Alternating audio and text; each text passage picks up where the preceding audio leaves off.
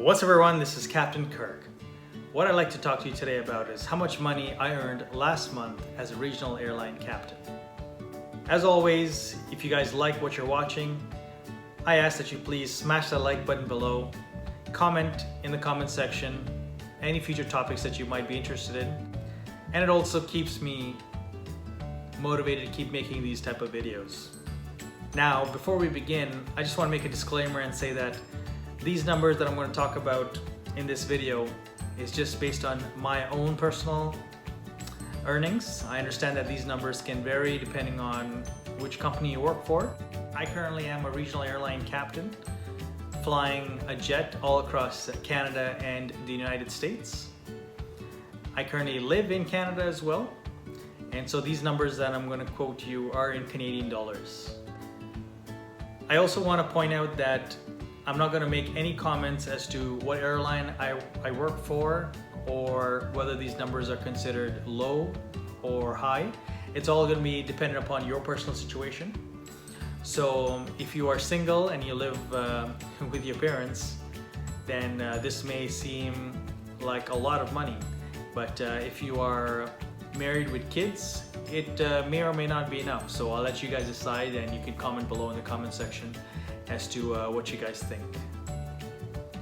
Anyway, so let's get right into it. So how much money did I actually earn last month as a regional airline captain? Now that figure is actually broken down into two parts. One is my basic monthly, let's call it salary. I'm not actually a salaried employee. I work based on an hourly rate, and when I times that hourly rate by the amount of hours I work, it comes out to this number. So the number for last month was $10,350. Now that number is a little higher than usual. It's because it includes a bit of overtime in it. The second amount added to that number is the meal allowance. This number is based upon the flying block for the month. Now, what do I mean by flying block? Most airlines pay pilots based on a fixed block of hours that they're supposed to fly a month. Now, whether the pilot flies those many hours or less, it's the minimum pay that they will get for the month. So the number at my airline is around 80 hours a month. So whether I fly 10 hours, 20 hours, or 30 hours, I will get paid for the bare minimum of 80 hours. If I do anything above 80, now that's when you get into overtime at an hourly rate of 1.5 times your hourly rate, and that can make your income obviously a bit higher for the month you're working at. The second amount is the meal allowance. Now that amount for last month was $1,020. Now this number is unlike the basic block salary that we talked about earlier, where regardless if you fly, you get the set amount every single month. This amount, however, varies based on if you do fly. This meal allowance is given to you by the airline for spending on your meals when you're out working for the company. You don't have the luxury of frying your own eggs for breakfast at home. You don't have the luxury of making your own food on the barbecue. Because of this, you are forced to eat out, and because you're eating out while you're on company business, your airline does provide you some meal money. Now this number is based upon your airline. Some airlines pay less, some airlines pay more. For last month, this number came out to be $1,020. Because this amount is based upon the amount of days you do work, if you're sitting at home and they don't call you out to fly, then you will not get paid this meal allowance. So it's always in your best interest as a pilot to fly more. That way you do get paid this extra meal allowance every single day. It could be as high as $100 per day that you do fly. So when we add up these two numbers, we get this Now, like I said, this amount may be sufficient for most of you, or it might be insufficient for some of you. It depends on your lifestyle and your family commitments. For me personally, this is the most I've ever made in my life, and it's something that I'm grateful for, and I know in the future it's gonna just keep going up and up. All right. Well, thanks guys for something that I'm grateful for, and I know in the future it's gonna just keep going up and up.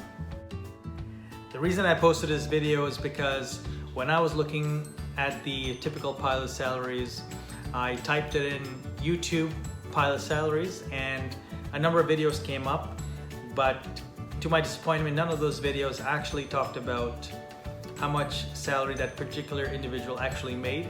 The numbers were just based on an hourly rate that was been researched by the individual times 80, and they came out with that number. So I felt like I needed to share my own personal experience with PAAA as a regional captain, and that's why I'm making this video. It's a very personal video, and I hope you guys enjoy it.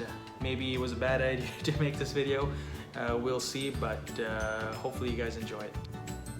I also want to say that I know pilots who are making 2 times, 3 times, and sometimes even 4 times this amount of money, and mostly those pilots are working for the major airline carriers in Canada, and the top that are making the 4 times this amount, those guys are working for major airline carriers in the United States. And because the United States, you know, the conversion is already 30% higher than Canada, you're looking at, once the conversion is completed, you're looking at incomes that are much, much higher than any pilot makes in Canada. It's also important for me to talk about taxes.